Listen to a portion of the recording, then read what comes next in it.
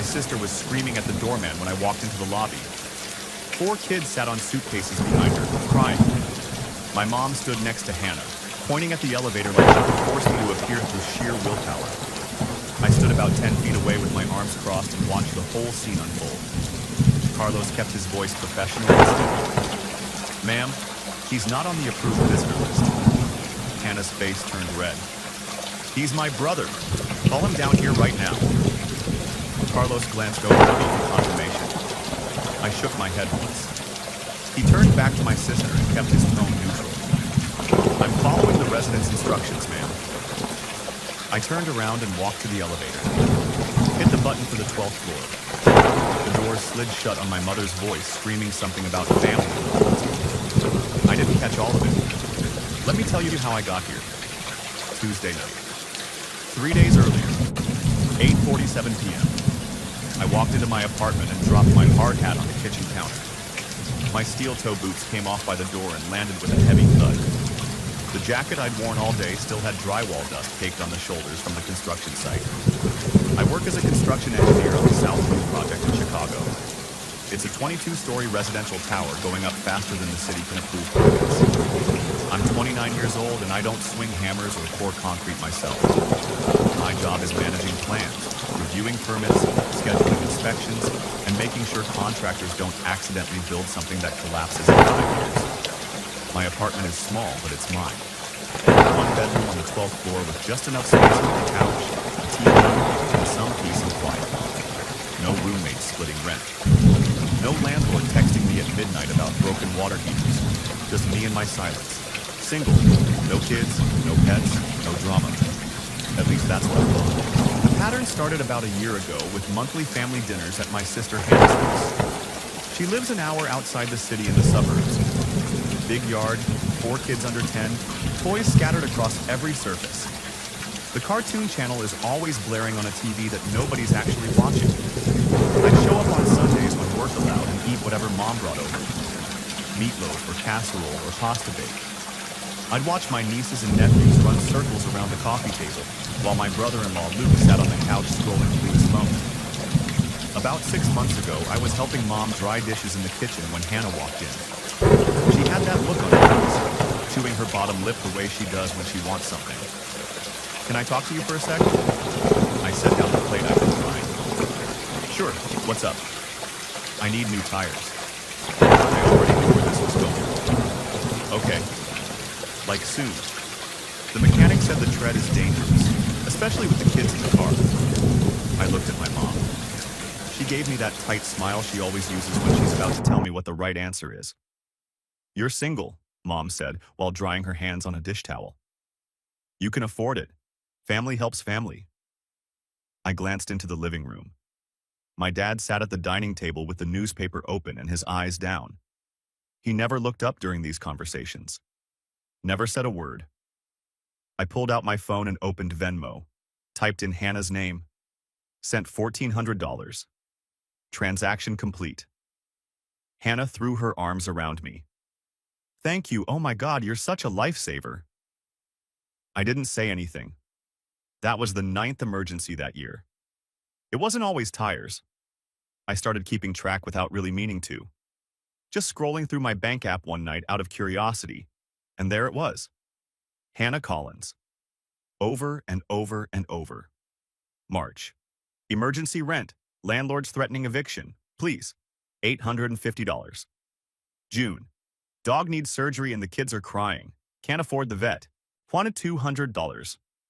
August. Minivan down payment. Can't keep driving the kids around in a sedan. $2,000. October. Luke's truck got repossessed. He needs it for work. I'm begging you. $3,400. Every single text ended the same way. Just this once, I swear. I counted them all one night when I couldn't sleep. 47 transactions in 2 years. Total amount transferred, $8,147.19. I never asked for a single dollar back. They never offered. Last Christmas, the request came wrapped in holiday guilt and fake tears. We were all at my parents' house for the usual family gathering. Tree in the corner, kids ripping through wrapping paper, chaos everywhere. Hannah pulled me into the hallway while everyone else was distracted in the living room. Can I ask you something? I leaned against the wall and crossed my arms. Go ahead. Her voice dropped to a whisper. Can you buy the kids Santa gifts this year? I blinked. What happened? Luke got laid off last month and we're barely making rent. Her eyes started to get shiny. The tears were real. They always are. The kids need iPads for school and I already told them Santa's bringing them. I felt the trap snap shut around me. If I said no, 4 kids would wake up on Christmas morning with nothing from Santa. If I said yes, I'd be funding another one of her lies. How much? $800. I found them on sale at Target. I said yes. I bought 2 iPad minis and wrapped them in red and green paper with a little reindeer printed on it. Watched the kids scream and jump around on Christmas morning like it was the best day of their lives. 2 weeks later, I stopped by Hannah's house for a quick visit. Both iPads were sitting open on the couch. One had TikTok playing, the other had Roblox. Not a single school app in sight. I checked Luke's Instagram that same night. He'd posted pictures from Topgolf 3 days before Hannah told me he got laid off. I didn't say anything to her. I just stopped believing anything they told me. The phrases became a script. My mom's greatest hits on repeat. I could have written them down, numbered them, and made a bingo card. Family helps family. You're lucky you're single with no responsibilities. Money isn't everything, but love is. When we're old, you'll understand. My dad never contributed much to these conversations. He'd sit in his recliner with his eyes on the TV or buried in the newspaper and let my mom handle all the talking, all the asking, all the guilting. I realized something one night while I was lying in bed staring at the ceiling and unable to sleep. I wasn't their son. I was their retirement plan. I checked my mom's Facebook profile once out of morbid curiosity. Scrolled back a couple of years and found a post from right when I'd started my engineering job. So blessed to have a son who takes care of us. I hadn't lived at home in 11 years. Tuesday night, 8:47 p.m. I had leftover pizza in the fridge and an 87-page structural report open on my laptop. The permit inspection was scheduled for tomorrow morning, and if it failed, the project would face a $40,000 daily delay penalty. My boss had made it very clear that failure wasn't an option. I needed to review load calculations, rebar placements, and concrete PSI ratings. I needed to be focused and sharp. My phone buzzed on the counter. Hannah's name lit up the screen. My stomach dropped immediately. It always did. Every text from my sister started the same way. Friendly and casual at first. Then came the ask. I opened the message. Quick question, I typed back. What? 3 dots appeared and disappeared. Then her response came through. Luke surprised me with a Honolulu trip. I stared at the screen and waited for the rest. Leaving tomorrow at 2 p.m. So excited. I typed back slowly. That's great. I didn't understand why she was telling me this. We didn't usually share vacation plans with each other. Then the next message appeared. We're 20 minutes from your place. Dropping the kids off for 10 days. Already packed their bags. My brain completely stopped processing information. I read the message again. Then a third time. I typed with shaking hands. What? I didn't agree to this. Her reply came back instantly like she'd been expecting my reaction. Relax. Mom has your spare key. She's letting us in. Kids are so excited to see Uncle. 20 minutes away. Not asking permission. Just informing me. I stood up from the couch and started pacing around my small living room. I read the texts over and over to make sure I wasn't misunderstanding something. My brain pulled up a memory from 3 years ago. I'd been on a work trip to Milwaukee when my apartment had a small pipe leak. Nothing major, but enough that my downstairs neighbor called the building maintenance. I'd given my mom my spare key so the maintenance guy could get inside and fix it. She'd promised to give the key back when I got home. She never did. I scrolled up in my text thread with Hannah and searched for any mention of this trip. I looked for the words Honolulu or vacation or kids or babysitting. Nothing. Not a single message. This wasn't some last-minute surprise trip that Luke had sprung on her. This was planned well in advance. And my mother had been part of the plan the entire time. I texted my mom directly. Did you know about this? 3 dots appeared almost immediately. Yes. Hannah deserves a vacation. Stop being selfish.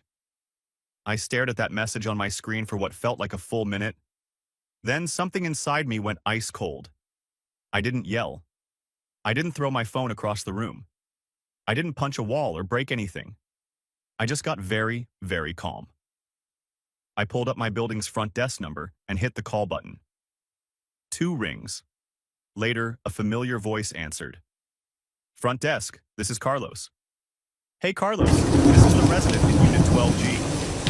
Evening, sir. Is everything okay? I need my locks rekeyed tonight. It's an emergency situation. There was a brief pause. Is there a security concern I should be aware of? Yes. My voice came out flat and emotionless. My mother has an unauthorized copy of my apartment key, and she may attempt to enter my unit tomorrow without my consent. Another pause, longer this time. Actually, sir, your mother called the front desk earlier today. She was asking about our visitor policies and key drop-off procedures. My jaw clenched so hard it hurt. I need you to note this in the building security log, I said in the coldest voice I'd ever used. My mother's name is Linda Brennan, and she is not authorized to enter my unit under any circumstances. If she attempts entry, contact me immediately. If she shows up with minors, document everything. I may need to file an official report. Understood, sir. Carlos didn't ask any follow-up questions. He was a good doorman. Maintenance can have their logs rekeyed by 10 p.m. tonight. Bill the rush fee to my account. I'll pay whatever it costs. Not a problem. We'll take care of it right away. I hung up the phone, opened my notes app and created a new file. I typed out a title in all caps. Timeline of events. Sister attempted child care abandonment. Then I started documenting everything with timestamps. 8:47 p.m. Sister sends text message. Informs me, does not ask, that she is dropping off 4 children at my apartment in 20 minutes for 10 days. 8:49 p.m. Sister states that mother has unauthorized key to my apartment and will let them inside. 8:51 p.m. Confirmed with mother via text. She knew about this plan. She was actively participating. 8:53 p.m. Called building security and requested emergency lock change. Security confirms mother called earlier today, asking about key drop-off policies. This was premeditated. I kept typing and adding details. My phone buzzed with another message from Hannah. We're 15 minutes away now. See you soon. I didn't respond. Then my phone started ringing. Mom's name appeared on the screen. I let it ring once. Twice. Took a deep breath. Opened my voice memos app and hit the red record button. Then I answered the call. Hi, Mom. What is this I hear about locks? My mother's voice came through the phone at full volume before I could even say hello. I kept my tone calm and steady while the voice memo app recorded everything in the background. I told Hannah no. I have a permit inspection tomorrow morning that's worth $40,000 if it fails. Don't give me that work nonsense. Her voice got louder and sharper. Hannah deserves this vacation. She has 4 kids to take care of every single day while you sit there with your Netflix in your quiet apartment. I walked over to my laptop and opened it while she was still yelling. Started pulling up my bank records from the last 2 years. She has a husband, I said. Luke can watch them. Luke is going with her. It's a couple's trip. They need time together. I opened Excel and created a new spreadsheet. Titled it, Family Transfers 2023-2025. Then they hire a babysitter like normal parents do. You are unbelievable. Her voice went up another octave. After everything we've done for you. I stopped typing and leaned back in my chair. What exactly did you do for me, Mom? We raised you. We supported your dream of becoming an engineer. I pulled up my student loan account in another tab. The balance stared back at me in bold numbers. You didn't pay for my college. I have $43,000 in student loans that I'm still paying off every single month. We gave you a home until I was 18 years old. Then you charged me $600 a month in rent while I was trying to save up for my own place. Silence on the other end of the line. When she spoke again, Her voice came out quieter and more dangerous than before. "You're throwing our love back in our face over money." "No," I said. "I'm throwing your hands out of my wallet." I opened my email while she sputtered on the other end. Started composing a message to my building manager with the subject line, "Unauthorized key holder, security concern." Attached the timeline I'd created earlier and requested written confirmation that the locks had been changed. Hit send. "I've sent Hannah $8,247 in the last 2 years." "That's what family does," my mother's voice cracked. "That's what it means to help each other. Family asks for help. You people demand it. There's a difference." I started reading directly from the Excel spreadsheet I'd been building. March 14th, 2024.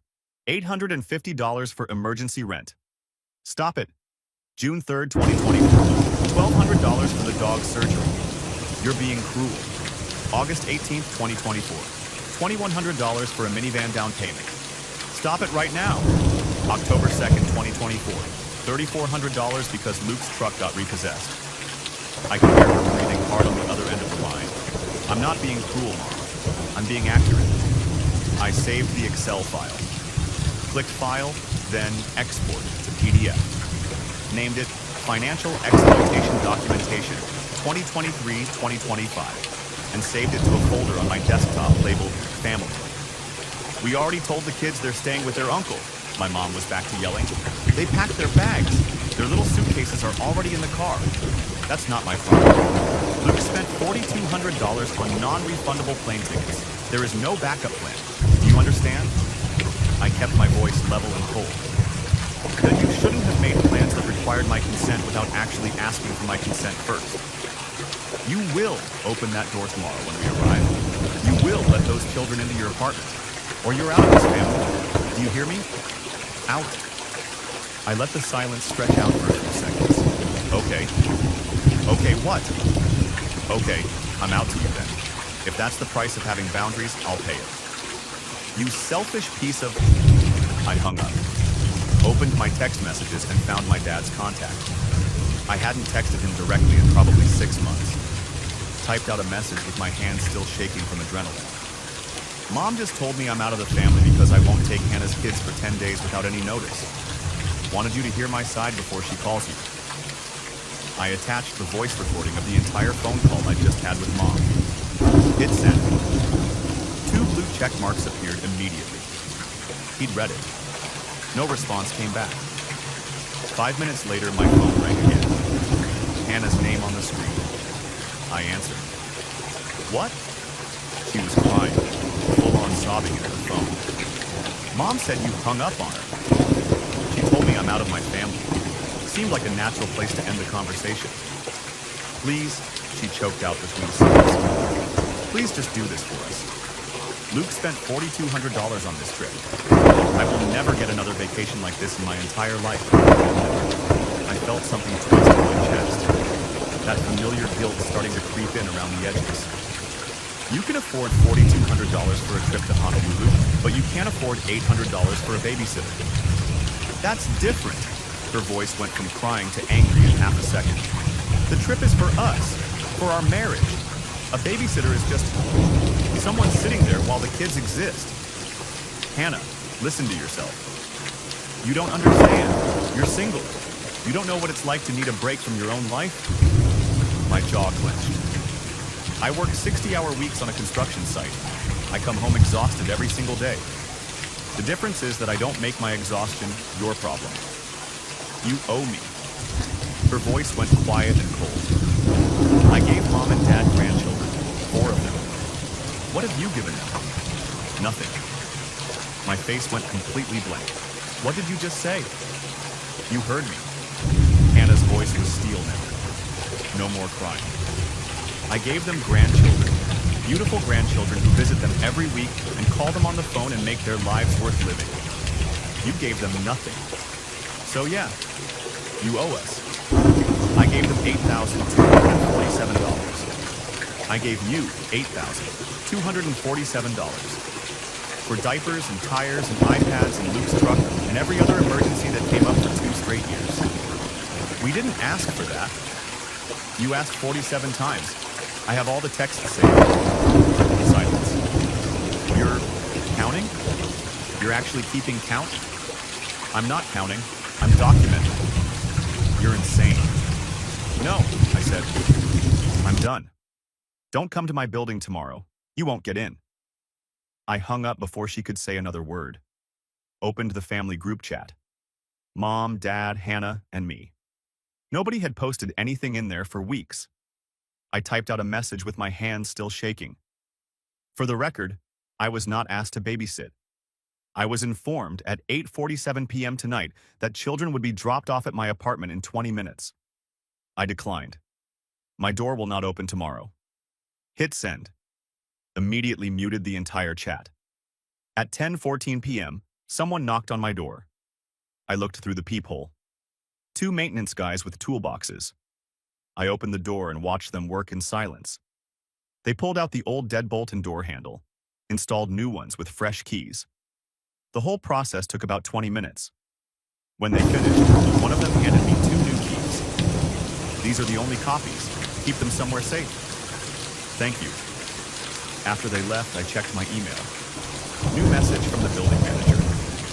Per your request, Linda Brennan has been removed from the approved visitor list. Foreman Carlos has been briefed on the situation. Please let us know if you need anything else. I sat down on my couch in the dark apartment with all the lights off. Started imagining what tomorrow would look like. 4 kids crying in the lobby, my sister screaming, my mom pointing fingers, everyone staring. Maybe I should just let them up, just this once. Save everyone the embarrassment. My phone buzzed. Instagram notification. Hannah had posted a new story. I opened it. She was at Target with a shopping cart full of swimsuits. Bright colors everywhere. 6 or 7 different ones piled up. The caption read, "Can't wait for island life." The guilt evaporated like steam. I screenshotted the post, added it to the documentation folder I'd created, noted the timestamp. Night before the emergency trip that supposedly had no backup plan. Thursday, 1:18 p.m. I sat in a coffee shop 2 blocks away from my apartment building and stared at my laptop screen. The permit inspection had finished an hour ago at noon. We'd passed. No $40,000 penalties. The relief should have felt better than it did. My phone buzzed on the table. Hannah's name appeared with a new message. 15 minutes away. I didn't respond. Just watched the screen until it went dark again. I closed my laptop and walked to the window. Stared out at the street below and waited. At 1:33 p.m., a silver minivan pulled up to the curb in front of my building. Hannah got out of the driver's seat. Luke climbed out of the passenger side. My mom stepped out of the sliding door in the back. Then came the kids. All 4 of them. Ages 4, 6, 8, and 9. Luke started pulling suitcases out of the trunk. I counted them. 6 total. I grabbed my coffee and walked out of the shop. I came in through the side entrance of my building. Hannah was already yelling at Carlos by the time I stepped into the lobby. My mom stood next to her with her arms crossed and her finger pointing up at the elevator like she could force me to materialize through sheer willpower. Carlos kept his voice calm and professional. "Ma'am, I'm following the resident's instructions." The 4 kids sat on the pile of suitcases behind them. The youngest one was crying. The oldest one had an iPad out and headphones on, completely checked out from the chaos around her. Luke stood off to the side with his hands in his pockets, looking uncomfortable and avoiding eye contact with everyone. Hannah spotted me. "There you are." She whirled around and pointed directly at me. "Tell Carlos to let us up." I walked closer and kept my voice calm. Carlos is following my instructions. My mom stepped forward with her face already turning red. "You are embarrassing us in public. You embarrassed yourselves when you tried to drop off 4 kids at my apartment without asking permission first." "We told you last night." Hannah's voice went up another level. I pulled out my phone and opened my text messages. Turned the screen toward Carlos so he could read it clearly. 8:47 p.m. last night, 20 minutes away. That's not asking, that's ambushing. Carlos glanced at the screen and nodded once, but didn't say anything. I opened my banking app and pulled up the transfer history. Turned the screen toward Carlos again. $8,247 in 2 years. This is why they think my apartment is theirs instead of mine. Carlos's eyes widened slightly as he scanned the list of transactions. He looked at my sister with a completely different expression on his face now. A couple in gym clothes who'd been walking through the lobby stopped in their tracks and stared at the scene unfolding in front of them. My mom stepped forward with her voice shaking. You're going to let your nieces and nephews suffer because of your pride? They're not suffering. They have 2 parents standing right here. We have a flight in 45 minutes. I glanced at my watch. Then you'd better hurry. Airport is 30 minutes away in traffic. My mom moved closer to me and dropped her voice to barely above a whisper. The kind of whisper that somehow sounds more violent than yelling. You're out of this family. I met her eyes and didn't blink. Okay. Silence filled the entire lobby. The delivery guy who'd been walking toward the elevator stopped mid-step and stared. The couple in gym clothes hadn't moved. Even the kids had gone quiet. Luke finally spoke up for the first time since they'd arrived. Babe, maybe we should just call that hotel babysitting service? Hannah's head snapped toward him, and she gave him a look that could have melted steel. Like he'd just committed the ultimate betrayal by suggesting a rational solution. My mom grabbed her purse. We're leaving. I watched them load all 6 suitcases back into the minivan. The kids were crying louder now. Confused and tired and upset because they didn't understand why Uncle wouldn't let them come upstairs. The youngest one screamed at the top of her lungs. I want to stay with Uncle. My hands clenched into fists at my sides. I felt sick to my stomach. Carlos appeared next to me. Mr. Brennan, you okay? I nodded, but didn't trust my voice enough to actually speak. I walked to the elevator and hit the button to the 12th floor. Rode up in silence. Walked into my apartment and sat down on the couch. My hands were shaking. For 10 solid minutes, I thought about calling them back. Telling them to come back. Letting the kids stay. Destroying myself just a little bit more to keep the peace. Maybe I should have just said yes. Maybe I was wrong. Maybe I was the selfish one after all. My phone buzzed on the coffee table. Instagram notification. Hannah Mendez tagged you in a post. I picked up the phone and opened Instagram. 6 hours after the lobby scene, I was still lying on my couch staring at the ceiling. I hadn't moved much, hadn't eaten. Just kept replaying the whole thing in my head on an endless loop. My phone was sitting on the coffee table, screen dark and silent. I picked it up and opened Instagram without really thinking about it. The first post in my feed was from Hannah. Sunset over an infinity pool. Crystal clear water. A coconut drink with a little umbrella in it sitting on the edge. Hannah in oversized sunglasses, smiling at the camera with Luke's arm around her shoulder. The caption read, finally taking time for U.S. location tag. Honolulu, Hawaii. I stared at the photo for a full 10 seconds before my brain processed what I was seeing. They went. They actually went. I swiped to the second photo in the post. 4 kids sitting on my parents' couch in their living room. I recognized the floral wallpaper in the background and the old wooden coffee table. The youngest one was holding a stuffed animal. The oldest had that same iPad from earlier. The caption on that photo said, Grandma and Grandpa time. Thank you for watching them. I started laughing. Not a happy laugh. Not even an angry one. Just this bitter, exhausted sound that came out of my chest without permission. So much for no backup plan. I took screenshots of both photos, opened the documentation folder on my phone, and created a new file titled Evidence of Premeditated Deception.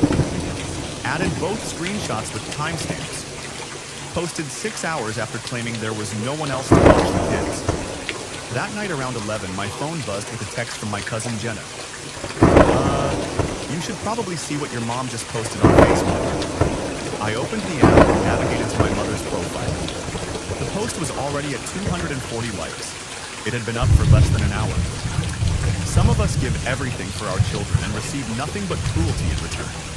Imagine raising a son who values money over his own family. Praying for my broken heart tonight. God sees everything.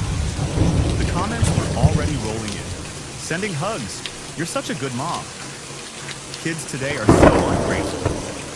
Stay strong, Linda. He'll regret this one day. My hands started shaking as I scrolled through them. I clicked on the comment box and started typing out my side of the story.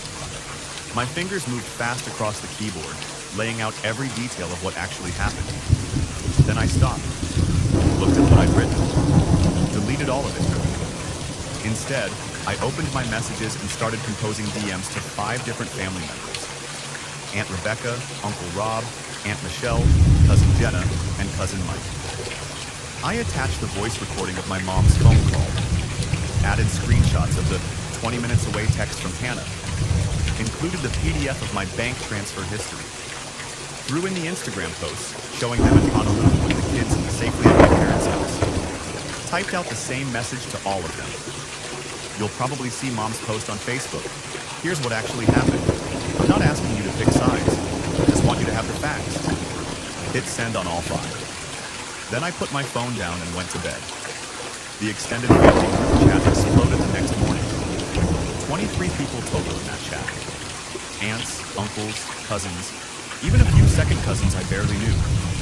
I woke up to 74 unread messages, scrolled through them while drinking coffee. Aunt Rebecca. Linda, why does your son have a recording of you telling him he's out of family? Uncle Rob. Wait, she tried to use his apartment key without asking permission first. Cousin Mike. I just looked at Hannah's Instagram. She's literally in Honolulu right now. I thought there was no backup plan. My mom replied, this is a private family matter and I will not be discussing it in a group chat. Aunt Rebecca again. $8,000 in 2 years isn't private, Linda. That's financial exploitation. Cousin Jenna. I'm with him on this one. You can't just volunteer someone else's apartment for 10 days without asking first. The chat kept going, split pretty evenly down the middle. Half the family defending my mom and Hannah, half the family saying I'd done the right thing. I muted the entire conversation and didn't respond to any of it. 2 days later, my Aunt Rebecca called me directly. She's my mom's younger sister. We'd always gotten along okay, but we weren't particularly close.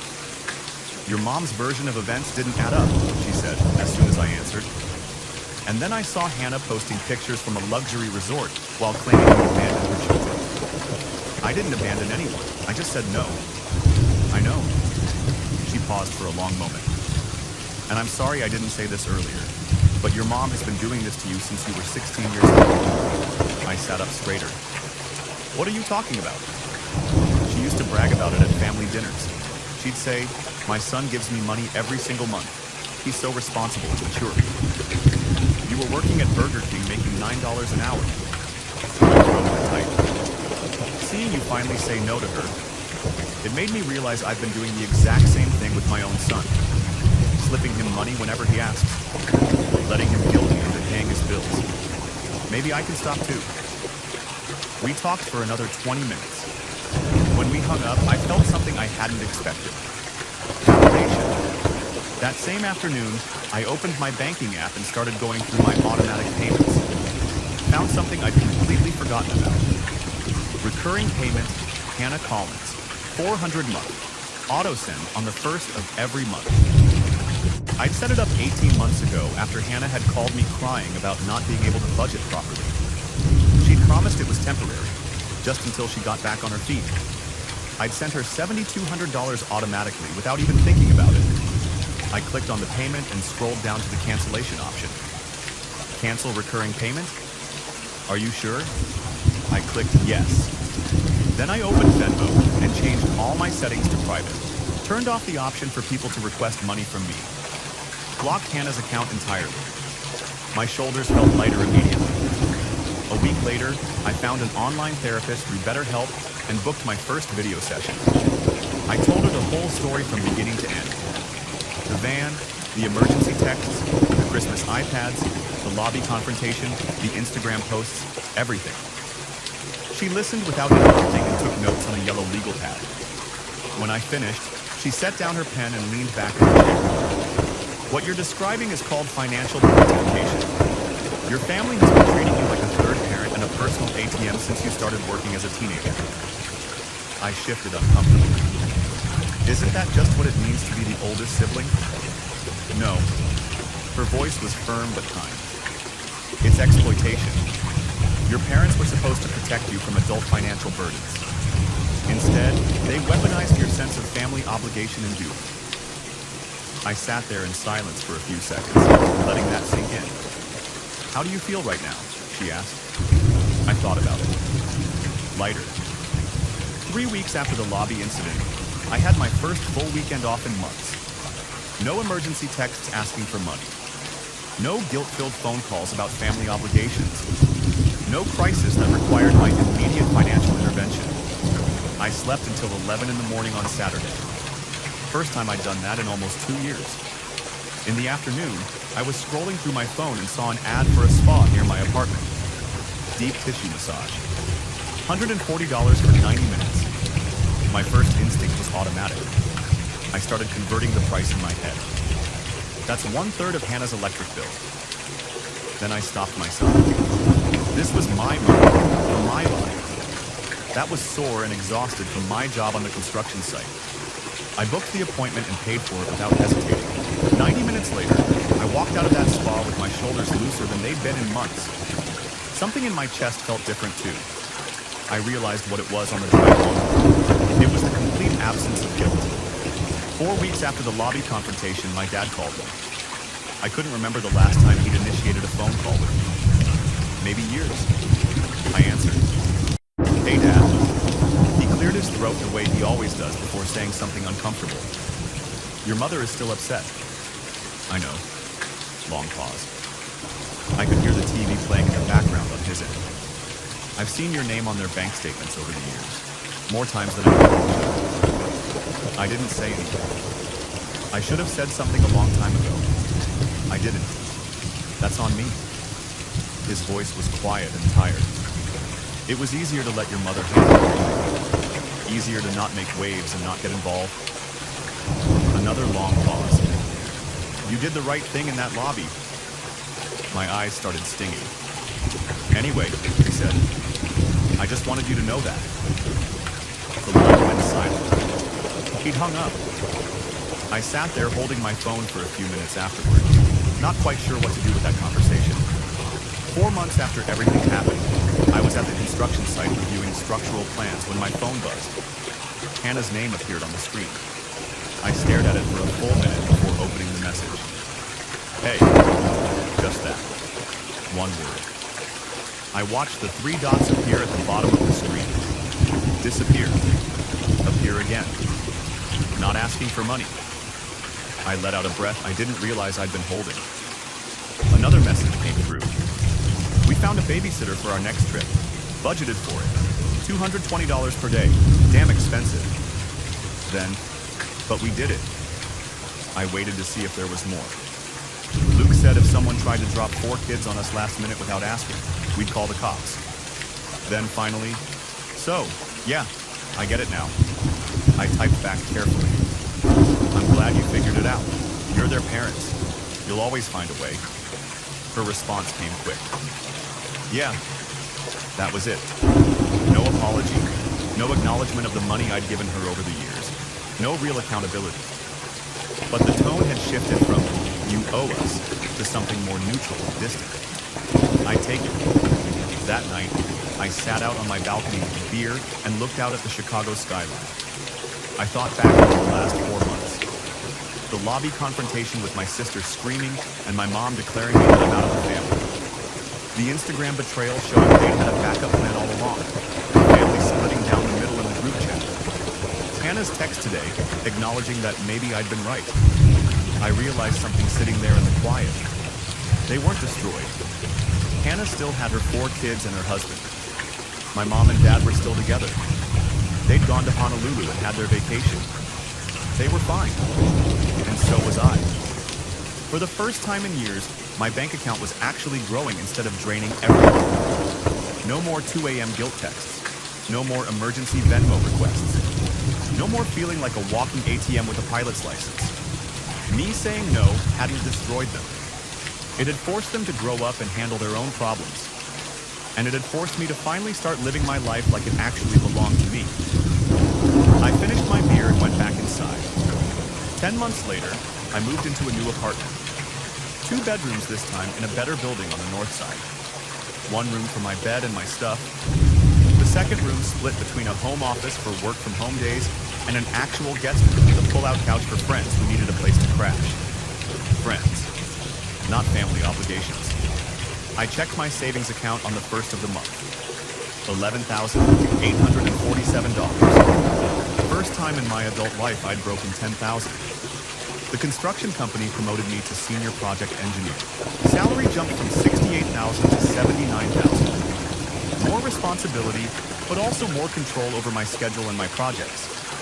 The family group chat stayed open on my phone. No notifications. No buzzing at midnight with emergencies that somehow always required my bank account. No Venmo requests from Hannah. Life was quiet. November rolled around and my phone lit up with a text from my mom. First direct message I'd gotten from her in 7 months. Thanksgiving dinner at our house, 3 p.m. You bringing anything? I stared at the message for a long time. Typed back, I have plans. Thanks for the invite. I didn't actually have plans. I was going to order Chinese food and watch football on my couch in sweatpants. Her response came 2 minutes later. Plans with who? I left her on read. She didn't push. On Thanksgiving Day, I saw the family photos pop up on Facebook. Everyone gathered around my parents' dining table. Turkey and mashed potatoes and all the usual dishes. Hannah and Luke with the kids. My parents at the head of the table smiling for the camera. There was an empty chair where I usually sat. Nobody mentioned it in the captions. I scrolled past the photos and felt absolutely nothing. No guilt. No fear of missing out. No sadness. Just peace. In December, I booked myself a 5-day trip to Vancouver. Used my own money that I'd saved from my own paychecks. Not helping anyone else. Not using employee discounts to send someone on a vacation they couldn't afford. Just me, spending money on myself. Flight, hotel, and rental car came out to $1,840 total. The old voice in my head tried to do the math. That's 4 months of Hannah's car payment. The new voice shut it down immediately. That's 5 days of my life. I booked it without hesitating. Sitting at the airport gate waiting to board, I watched a family with 3 young kids trying to manage their luggage. The mom looked absolutely exhausted. The dad was carrying all the bags and corralling the kids at the same time. I thought about Hannah's Instagram post from 18 months ago. Sunset and infinity pools and hashtags about being blessed and deserving. I smiled. This time, my vacation wasn't built on anyone else's back. March came around. 18 months after the lobby incident. My cousin Jenna got married. She was the one who supported me when everything exploded in the family group chat. Sent her screenshots and evidence when my mom tried to paint me as the villain. I RSVP'd yes with a +1 and brought my coworker Sarah as a friend. No pressure, no expectations. Just someone to sit with during dinner. The seating chart put my parents, Hannah, and Luke at table 3 near the front. I was at table 9 in the back with Sarah and some other cousins I hadn't seen in years. During the ceremony, we were all in the same room. I stood when the bride walked down the aisle. Watched my mom dab at her eyes with a tissue during the vows. Nobody approached me. Nobody tried to force a reconciliation in the middle of someone else's wedding. During cocktail hour, I was standing at the bar ordering a drink when my mom walked past on her way to the bathroom. Our eyes met for just a second. She looked tired, older than I remembered. Gray streaks in her hair that hadn't been there before. She looked away first and kept walking. No words, no dramatic scene, just distance. I went back to my table with my drink. Later in the evening, I was at the dessert table loading a piece of chocolate cake onto my plate when someone said, "Hey, right behind me." I turned around. Hannah was standing there with a glass of white wine in her hand, looking uncomfortable and avoiding direct eye contact. "Hey," I said back. Long silence. The kind that stretches out and gets heavier the longer it goes. "The kids ask about you sometimes," she finally said. "Yeah?" I tell them Uncle is busy with work, but that he still loves them. My voice came out softer than I expected. "You can tell them that's true." Another pause. She shifted her weight from one foot to the other. We're managing okay. The whole babysitter thing. She took a sip of wine. Luke got a better job last month. Sales manager. We're doing fine. That's good. I'm glad. She nodded once and turned to walk away without another word. No hug, no tears, no actual apology for anything that had happened. But no hostility either. Just two people who used to be close and weren't anymore. At 10 p.m., the reception was winding down and people were starting to leave. I walked out to the parking lot and spotted my dad standing alone near the entrance. He had a cigarette in his hand. He'd quit smoking 10 years ago, so seeing him with one now told me he was stressed about something. He noticed me and lifted his chin slightly. Hey. Hey, Dad. I walked over and stood next to him. Didn't ask for a cigarette since I'd never been a smoker. We stood there in comfortable silence for a minute. Just the sound of cars pulling out of the lot and distant music from inside the reception hall. You doing okay? He asked. Yeah. You? He took a long drag and didn't answer right away. Your mother misses you. I know. She won't say it out loud, but she does. I nodded. I miss her too. Sometimes. He smoked in silence for another few seconds, then dropped the cigarette and crushed it under his shoe. I should have said something that night in the lobby, when everything went down. I didn't say a word, just stood there. His voice was quiet and rough. I'm sorry for that. My throat went tight. You're saying it now, I managed. He nodded slowly and looked at me for the first time all night. You did good, kid, standing up for yourself like that. He reached out and patted my shoulder once, firm but brief. Then he turned and walked back inside the reception hall. I stood alone in the parking lot for a few minutes afterward, just breathing and letting everything settle. Driving home that night, I took the highway with my windows cracked and the radio playing. Tom Petty's Free Fallin' came on. I turned it up. My phone sat silent in the cup holder. No missed calls. No emergency texts waiting for me. No crises that required my immediate attention or my bank account. I thought about everything that had happened over the last 18 months. And I realized something. I didn't win.